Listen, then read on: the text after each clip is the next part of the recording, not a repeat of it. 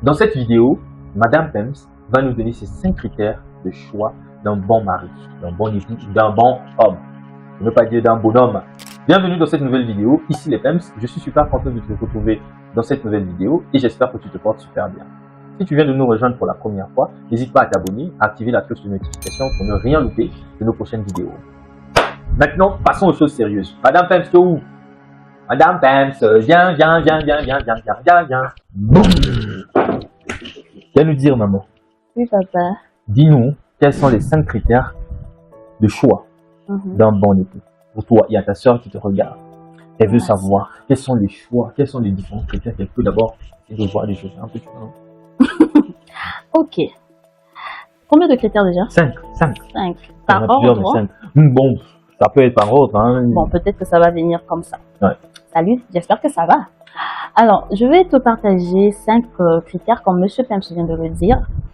Pour moi, la première chose que j'ai trouvée ou encore que je trouve primordiale, c'est d'avoir un homme qui sait où il va. Parce qu'il faudrait savoir que dans cette vie-là, on n'est pas né pour stagner ou encore pour rester statique. On doit avancer. Donc, quand tu as quelqu'un, étant donné qu'on dit que l'homme c'est le chef, l'homme c'est le guide, donc le fait qu'un homme rentre dans ta vie, il sera devant toi et toi tu seras derrière. Maintenant, imagine tu es dans un véhicule où le chauffeur ne connaît pas sa destination. Toi-même, tu vas te retrouver comment? Bon, faut juste aller. Hein? Non. Ah ben non, cette étape est révolue. On ne va plus comme ça. On part comme ça. On sait où on va. Donc, tu dois avoir quelqu'un qui a une vision. C'est vrai qu'au départ, on n'a pas tout ce qu'on veut. On ne peut pas tout avoir dès le départ. Mais quelqu'un qui aspire à une grandeur, ça se sent, ça se voit. Ah oui, hein, d'ailleurs, on m'a toujours dit que vous avez le flair de sentir si un homme à l'avenir. C'est vrai? Dis-nous, hein, c'est vrai. Bon, un peu, hein, on va dire ça. Okay. On va dire ça. Sinon, c'est pas pour rien. On va avoir une femme qui s'attache à un homme. Mais cet homme-là, parfois, certaines personnes vont se dire, mais pourquoi est-ce qu'elle est attachée? Parfois, l'homme n'a rien, l'homme n'a pas de moyens, l'homme n'a pas de position, mais elle reste attachée à cet homme-là. Quelque part, elle sait, elle voit le futur. Elle sait où est-ce qu'ils sont en train de partir. Voilà pourquoi elle dit que non, je ne peux pas l'abandonner. J'avance avec lui. Peu importe ce qu'on traverse aujourd'hui, mais demain, on aspire à quelque chose de plus que ça. Donc, il est préférable pour moi de m'attacher à ces personnes-là parce qu'on sait où on va. Mais ce ne sera pas bon de dormir avec quelqu'un ou bien de connaître quelqu'un. Ou voilà, vous vivez le jour. Ouais. Donc, vraiment avoir quelqu'un qui a une vision, qui connaît là où il va, qui sait ce qu'il fait. Il sait que ce que je fais là, ça va m'amener à tel niveau. Là, je te rejoins dans la marche. Ok. Madame Pems, alors quel est le deuxième critère selon toi? Le deuxième critère, c'est que pour moi, je vais dire, prendre un peu ce cas-là, c'est peut-être particulier, mais je ne sais pas si pour ma soeur aussi, ce sera nécessaire. C'est d'avoir un homme qui est intelligent. Oui. Un homme qui est intelligent, pour mon cas, je me dis parce que... Monsieur Pems. Pourquoi? Ah non, rien. Pour moi, je me dis, ça me permet de me challenger. Je suis quelqu'un qui aime des challenges. J'aime apprendre et j'aime découvrir certaines choses.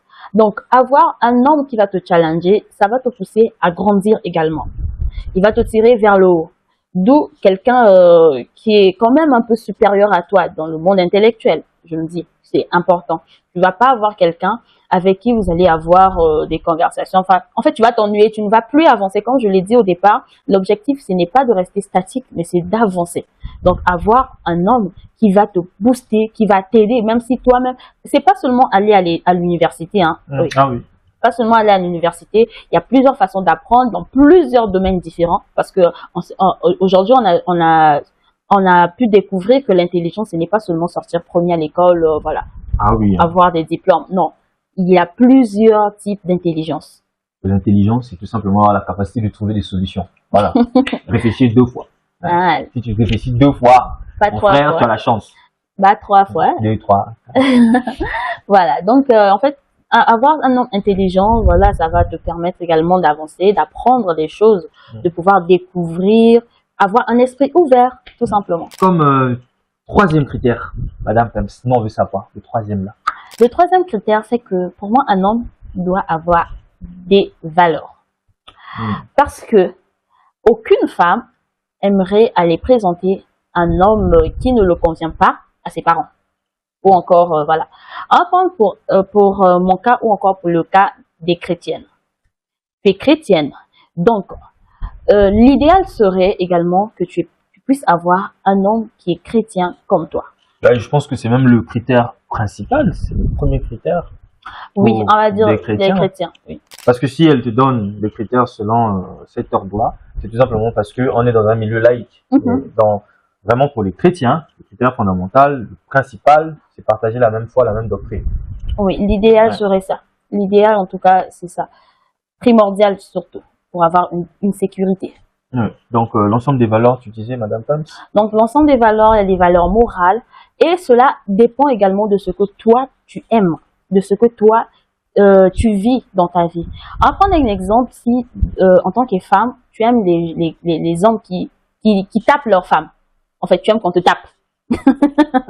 Voilà. Donc, si tu as un homme qui ne te tape pas, tu ne te sentiras pas heureuse. Ouais, ça c'est valeur de quoi? De violence ou quoi? Ah ben, il y en a, hein. Il y en a des femmes qui aiment la violence. Il y en a des femmes qui aiment être secouées. Les valeurs de douceur, oui, pas de violence. Bon, je sais pas. Bon, on va pas dire peut-être valeur de violence, mais tu vois, non? Parce qu'il y a certaines femmes qui disent que non, quand c'est pas trop chaud là, non, moi ça ne m'arrange pas. Moi j'aime quand c'est chaud. Moi j'aime quand c'est doux. Moi je vais pas vous dire ce que j'aime. Voilà. Mais ça dépend de ce que tu vis, ce que tu aimes. Bon, si par exemple tu n'aimes pas la cigarette et tu as trouvé un homme qui fume, ça va te déranger. Tu vas pas te sentir heureux. Donc tu dois prendre quelque chose qui te convient. Tout simplement. Donc, si tu aimes plutôt la cigarette, ça ne te dérange pas d'avoir un homme qui boit de l'alcool, vous partagez les mêmes valeurs, vous buvez, bah, vous pouvez vous mettre ensemble. Voilà, vous aurez des mêmes points en commun et vous allez avancer comme ça. Quatrième valeur, Madame Pams. Alors là, je vais parler en général des femmes. La femme aime un homme qui la rend heureuse. Un homme drôle, un homme attentionné, un homme aimable, doux, tendre. En fait, tout ce qui est bien, tout ce qui est bien, la femme aime ressentir ça. Donc, ça fait partie d'un critère de sélection. Si un homme n'est pas doux, il est colérique, ben moi, j'aime pas la colère. Donc, du coup, je peux pas aimer ce type d'homme. Je ne peux qu'aimer ce qui me plaît, ce qui me convient. Donc, avoir un homme aimable, un homme amoureux, un homme en tout cas attentionné, tout ce qu'on peut trouver de bien ou de bon, ça ferait l'affaire. Super. Alors, quel est ton cinquième et dernier critère, Madame Pams? Cinquième et dernier critère. Et si je dis tu veux écouter? Que je quitte. C'est d'avoir un homme qui est beau. Je n'ai pas entendu, mais bon. C'est ce qu'elle a dit là, c'est quoi? Alors, le physique compte. Ah oui, le physique compte. Pourquoi? Ça va t'éviter la convoitise. Ça va t'éviter la jalousie à l'extérieur. Parce que si de base, tu ne te plais pas avec cette personne-là, tu ne seras jamais heureuse. Tu ne seras, je le dis bien, jamais. Il n'y aura pas de compromis à faire. Parce que toutefois, ça va commencer à te ranger. Au départ, tu vas dire, bon, je fais avec. Mais au fur et à mesure que tu évolues avec la personne, ça va commencer à empiéter dans ton intérieur et ça risquera de ressortir. Donc, ça sera une démotivation, tu ne seras plus attiré par la personne. Donc, le physique, ça compte en tout cas. Le physique dont tu parles là, il est un peu comment? Va un peu plus en profondeur, ma soeur. Ici, la profondeur, là, c'est compliqué. Non, mais c'est tout simplement ce que toi, tu aimes, ce qui est beau à voir, ce que toi, tu trouves de bien. Tu dis que non, voilà, cette personne. De toutes les façons, les choix ne se discutent pas. Voilà. Donc, ce que toi, tu peux trouver beau ou encore joli, pour moi, c'est peut-être pas ça. Et ce que moi, je peux trouver de beau, pour toi, c'est peut-être pas ça. Mais sinon, ça fait partie des critères de sélection. Donc, il faut juste prendre quelqu'un qui est potable pour toi. Voilà. Alors, j'espère que la vidéo t'a plu et que ces 5 critères de sélection vont t'aider à pouvoir faire le choix, tout en sachant que ces différents critères ne sont pas exhaustifs, vu qu'il n'y en a que 5. Donc, tu peux même ajouter d'autres que tu penses qui sont importants pour toi. Tu les ajoutes tout simplement au niveau des commentaires.